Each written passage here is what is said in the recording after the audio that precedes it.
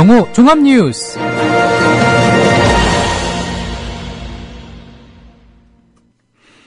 (4월 12일) 국민라디오 정오 종합뉴스입니다.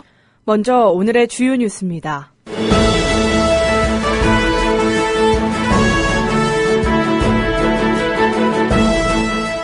이인복 중앙선거관리위원회 위원장은 내일 한 분도 빠지지 마시고 투표에 참여합시다라며 투표 참여를 호소했습니다.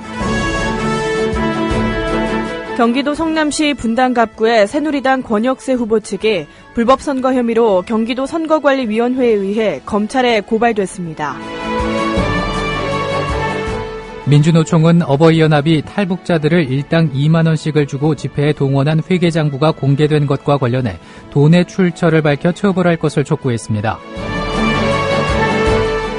제97주년 대한민국 임시정부 수립 기념식이 내일 서울과 중국에서 열립니다. 국민라디오 정오종합뉴스 잠시 후 시작합니다.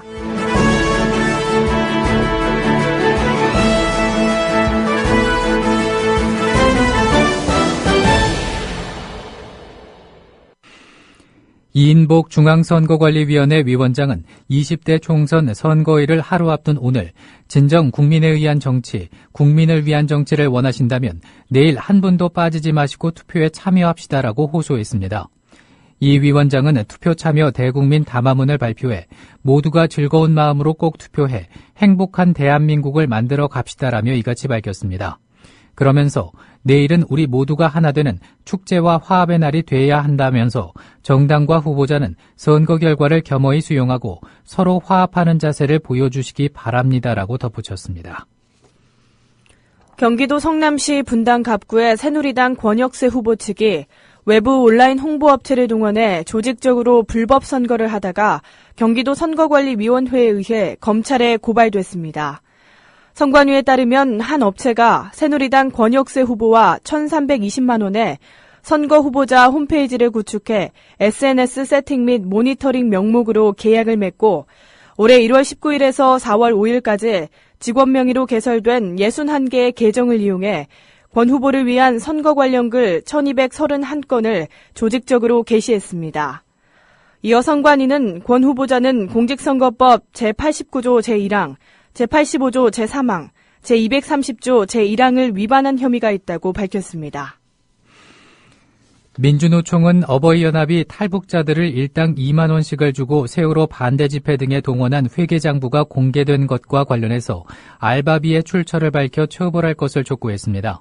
민주노총은 시사저널 보도에 따르면 어버이연합은 2014년 4월부터 11월까지 총 1,259명의 탈북자를 집회에 알바로 동원했고 일당으로 2만 원씩 장부상 총 2,518만 원을 지출했다면서 세상에 드러난 장부 실태만도 이럴진데 오랜 기간 이어져온 어버이연합 집회의 실체가 무엇이었는지 불을 보듯 빤하다고 말했습니다.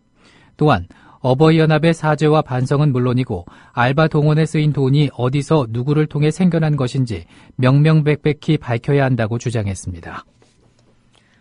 어버이연합은 어제 세월호 반대 집회 등에 탈북자들을 일당 2만 원씩 주고 대거 동원한 회계장부가 공개된 것과 관련해서 탈북자를 돈 주고 고용했다는 것은 오해라고 말했습니다. 어버이연합은 어제 위키트리와의 통화에서 세월호 사건이 터지기 전부터 어버이연합과 탈북 어머니회는 함께 보수활동을 하고 있었다며 이같이 말했습니다. 어버이연합은 일당 2만 원 지급에 대해선 시위 참석자에게 식사비 또는 교통비를 지급한 것은 사실이지만 고용한 것은 아니다라고 주장했습니다. 정세현 전 통일부 장관은 오늘 북한 해외 식당 종업원 집단 탈북과 관련해서 뭔가 좀 공작이 들어가지 않나 하는 생각이 든다라며 우리 정보기관에 공작 의혹을 제기했습니다. 정세현 전 장관은 이날 CBS 라디오 김현정의 뉴스쇼와의 인터뷰에서 4일날 나왔는지 5일날 나왔는지 분명치 않지만 신속하게 7일날 들어왔다는 건데 그거는 그 사람들끼리 자기들끼리는 그렇게 못한다면서 이거는 정보기관이 관여하지 않으면 할 수 없는 일이라고 정보기관 개입 의혹을 제기했습니다. 아마도 제 생각에는 그 13명 중에 상당수가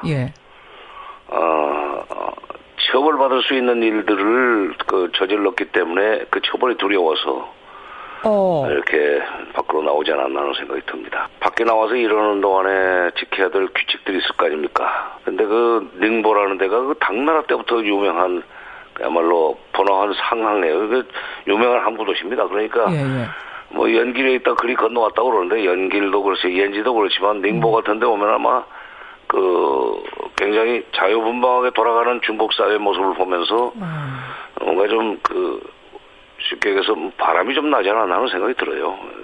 자유와의 바람. 이런 것은 돌아가서 그 처벌받을 수 있고 도중에도 불려갈 수 있죠. 도중에도. 그러면은 처벌받지 않기 위해서는 뭔가 좀 다른 선택을 해야 되는 거 아니냐. 이렇게 흔들리고 있을 때 뭔가 좀 공작이 들어가지 않나는 생각이 듭니다. 아니 그 4일날 나왔는지 5일날 나왔는지 그 분명치 않지만은 닝보를 떠나서 태국으로 갔다가 어디 뭐 비엔티안인가 라오스에 그렇게 해서 속하게 7일날 들어왔다는 건데 그렇죠. 그거는 그 사람들끼리 자기들끼리는 그렇게 못해요. 이거는 과거에 국경지대 종교적인 그런 배경을 가지고 있는 분들이 기획 탈북을 한 적은 있었지만은 이렇게 많이 못했고 정보기관이 관여하지 않으면 할 수 없는 일이죠. 근데 이제 통일부로서야 그렇게 발표를 해야죠. 그거 어떻게 시인합니까? 정황으로 봐서 그 정보당국 같은 데서 개입하지 않으면은 신속하게 입국을 할 수가 없었죠. 그는 총선 개입 의혹에 대해선 시간적으로 보면 선거와 좀 관련이 있다고 본다고 말했습니다. 시간적으로 보면 선거와 좀 관련이 있다고 봅니다. 왜냐면은 원래 이제 7일날 들어왔다고 칩시다. 앞으로 1년 후에나 발표 활동 말동해요. 원래. 그렇죠. 그 중에는 정보 가치가 있기 때문에 하나원 같은 데도 보내지 않고 바로 그냥 기관에서 활용해야 될 사람들도 있고 그럴 수 있죠. 정보 가치가 있기 때문에 정찰 총국 대좌 출신이라는 사람은 하나원에 안 갔을 겁니다. 그런 사람은 그런데 안 보내요. 바로 활용 가치가 있기 때문에. 그렇군요. 정보를 많이 하니까. 그렇죠. 그러니까 그런 조사를 해서 분류가 끝난 뒤에 공개를 하게 돼 있는데 공개도 여기저기서 이제 기자들이 소문을 듣고 취재를 하면은 그냥 그런 일이 있었다고 해주는 정도인데 이렇게 그냥 묶어서 발표를 하는 걸 보고 이건 누가 봐도 이건 선거용이다. 절대로 이거 까마귀나 앉아 배 떨어졌다는 식으로 변명할 수 없는 상황이다 하는 생각이 들었죠. 근데 국민들의 의식은 상당히 앞서가 있는데 정치의식은 실제로 정치인들이라고 볼까 이런 문제를 관리하는 사람들은 상당히 뒤떨어진 옛날 사고방식을 하고 있다고 보는 거죠. 다음 뉴스입니다. 지지를 호소하는 총선 후보자를 때린 50대가 경찰에 붙잡혔습니다. 경기 수원남부 경찰서는 공직선거법 위반 혐의로 55살 임모 씨를 불구속 입건했습니다. 임 씨는 지난 10일 밤 10시 반쯤 경기도 수원시 이의동에 있는 한 아파트 입구에서 명함을 건네며 지지를 호소하는 A 후보자의 뺨과 머리를 한 차례씩 때린 혐의를 받고 있습니다. 경찰 조사에서 임 씨는 술에 취해 지나가는데 누군가 악수를 청한 뒤 돌아서서 다른 사람과 이야기하자 기분이 나빠 때렸다고 진술했습니다. 부품 거래 계약 후 생산 준비를 마친 중소기업에 일방적으로 거래 중단 통보를 한 대기업이 배상금을 물어주게 됐습니다. 수원지방법원은 중소기업 운영자 59살 김모 씨가 대기업을 상대로 낸 손해배상 청구 소송에서 김 씨에게 1억 8천만 원을 배상하라고 판결했습니다. 재판부는 부품 생산 준비 과정에서 실제 지출한 비용과 설비, 원상복구 비용 등 손해를 입은 것이 분명하다고 판단했습니다. 앞서 김 씨는 지난 2012년 대기업의 부품 거래 제안을 받고 생산 설비 준비를 마친 가운데 일방적으로 거래 중단을 통지받자 소송을 냈습니다. 국내 대기업 상장사의 등기 임원 1인당 연봉은 6억 2,600만 원으로 6,190만 원인 직원 평균 보수보다 10배 넘게 많았습니다. 한국이만기업연구소는 52개 대기업 상장사 241곳에 지난해 등기 임원 직원 1인당 보수가 이같이 조사됐다고 밝혔습니다. 등기 임원과 직원의 평균 보수 격차가 15배를 넘는 기업도 42개사로 17.5%에 달했습니다. 국가보훈처는 제97주년 대한민국 임시정부 수립 기념식이 내일 서울과 중국에서 잇따라 열린다고 밝혔습니다. 내일 오전 10시 서울 백범 김구 기념관에서 열리는 기념식은 독립유공자와 유족, 시민 등 천여 명이 참석한 가운데 거행됩니다. 또 중국에서는 대한민국 임시정부가 머물렀던 후난성 창사에서 처음으로 임시정부 수립 기념식이 진행됩니다. 앞서 지난 9일 충칭과 어제 상하이에서도 현지 교민 등이 참석한 가운데 임시정부 수립 기념식이 개최됐습니다. 국민안전처 해양경비안전본부는 제20대 국회의원 선거일인 내일 경비함정 34척을 투입해 섬 지역 104곳에서 투표함 147개를 옮기는 작업을 지원합니다.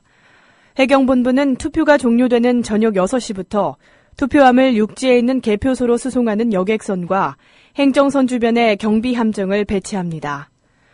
행정선이나 민간 선박 투입이 어려운 인천과 전북 군산 등의 일부 섬 지역에서는 경비함정 7척이 직접 투표함을 수송합니다.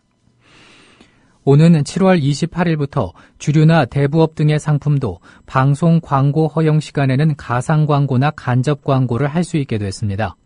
방송통신위원회가 전체 회의에서 마련한 방송법 시행령 개정안을 보면 알코올 성분 17도 미만 주류나 대부업을 비롯해 심야 등 일정 시간에만 방송 광고를 할 수 있는 상품의 경우 광고 허용 시간에는 다른 방송 광고와 마찬가지로 가상 광고와 간접 광고를 할 수 있습니다.